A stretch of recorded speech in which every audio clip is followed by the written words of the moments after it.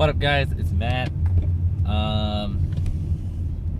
It's the end of, I guess this would be week number 9 for school. So basically the end of the halfway point week. So I started Monday my new clinical site. It was the same hospital I was at over the summer. And I really enjoy this hospital. I just like the speed of their ICU, and I really like the autonomy of the therapists at this facility. So they really are in charge of a lot of things. But it was just it was a busy 2 days. The older population here, I think, is starting to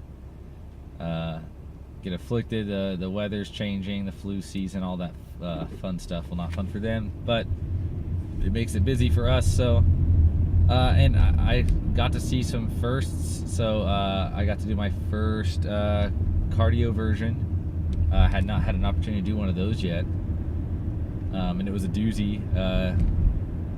The guy after the cardio version was totally down on a complete breathing vacation. So got to do an OPA and bag and sternal rub and all that stuff to get him snapped back out of it. So that was really interesting to see.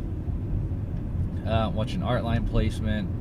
Had to prone a patient in the ICU.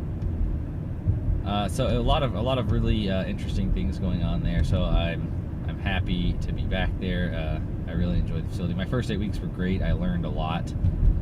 But this facility is probably my favorite one that I've been to. So ever since summer, and I'm just glad to be back there. And then the rest of this week, was kind of a little slower. Wednesday, we're gearing up for bronch simulation. So my half of the class did not have our sim this week. Our bronch sim is next week, and we're actually in the sim lab with our big fancy talking dummy thing. And so that'll be fun to get to do that. We have a lot of stuff we have to go over and read to make sure we're prepared for that. And then we just reviewed yesterday our exam that we took last week, and it was a tough one. I would say our instructor advertised it as the toughest exam of this semester in terms of advanced mechanical ventilation, and I would say it was pretty tough. I mean, I got a 46 on it out of 50 initially, and then he wound up having to throw out a couple of questions because there was apparently 2 that just everybody in the class missed.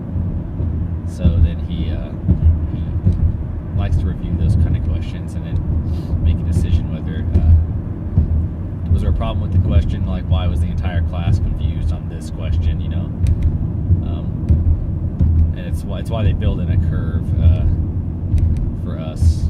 So you have to at least get a 93 to get an A. That was it was interesting. So today's Friday. I'm driving to school right now. And then that's been pretty much it for school. And then I had mentioned before, I do have some videos that I'm meaning to sit down and actually bring to life in terms of doing the videos. I haven't had a chance. Like I talked about in my last video, we'd gone through some period of viruses and colds and ear infections, things getting passed around with my kids and my family, and fortunately they got sick again. My daughter got double ear infections. My son, his virus that turned into an ear infection did not resolve by the 7th day on an antibiotic. he spiked a fever again, and the other ear had gotten inflamed, and so we had to go back to the doctor yesterday. Switch antibiotics. Now he's on something different, and we'll see if that takes care of that.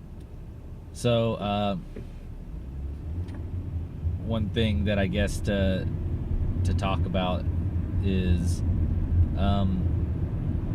things that you struggle with. And normally when someone like me, in the context of these videos, will be talking about struggles, you think academics, but just as a whole, like as just a member of a program that has a lot of structure, like these allied health programs. It's I've talked about it before, where it's hard to game plan for life because it's so unpredictable. You can plan and as much as you can, to be as prepared as possible. Hope for the best and plan for the worst. And I'd say that's probably one of the biggest struggles of these programs, because there's just things that happen that are outside of your control, that you don't plan for kids to be sick. You don't plan for you to become sick, and have to miss class or something. So just do the best you can. I'm sure most programs are like mine in the sense that they you can do things like you have a certain number of allowed absences, for instance. For us, we can miss 3 of each class. So I only have 2 lecture classes this semester, and I can miss each one independently 3 times, or basically 3 full days. Or like labs, we can miss up to 2 labs. However, the penalty for missing a lab is writing a 5-page APA paper, which I had to do because I did miss a Wednesday. I don't recommend that. That's not fun, especially when you have all kinds of other stuff going on in school.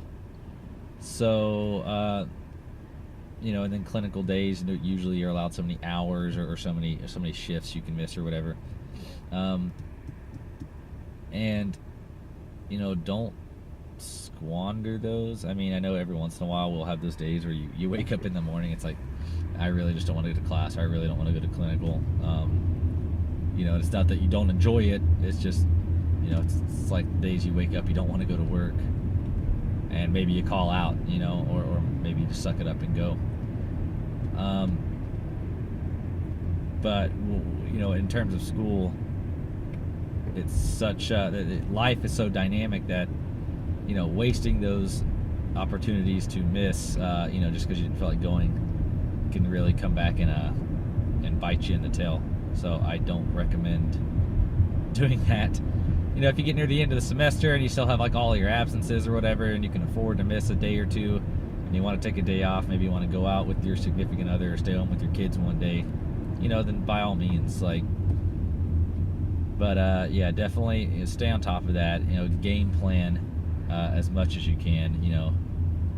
For us, our daycare had a lot of holidays in the fall, and so our plan was originally my wife basically put in a bunch of her PTO, since those holidays happen to fall on Wednesdays, Thursdays, and Fridays, days that she worked, and then I have class. And so we game planned, and she scheduled all her PTOs off for those days. Of course, what we couldn't plan for was the kids getting sick every 2 weeks. So that threw a wrench in, but you overcome the adversity, because you got to have school, and hopefully your instructors understand that stuff happens too. I'm lucky to have really, really great instructors who are understanding. These are guys I can shoot a text message to let them know, hey, this is going on, won't be there. And then you send an email after the fact to be official for their records. But so hopefully your instructors are like that. If not, it's just something else you got a game plan for. If you got some hard-edged instructors, just do the best you can. try to stay a step ahead of life, because like I said, it's hard to predict stuff like that. So anyways, guys, I'm gonna cut it off here, and like I said, I'm gonna try to get to some videos, sit down and actually do some recordings for some of the planned videos that I wanted to do. So anyways, guys, take care, have a good day. I'll talk to you guys soon.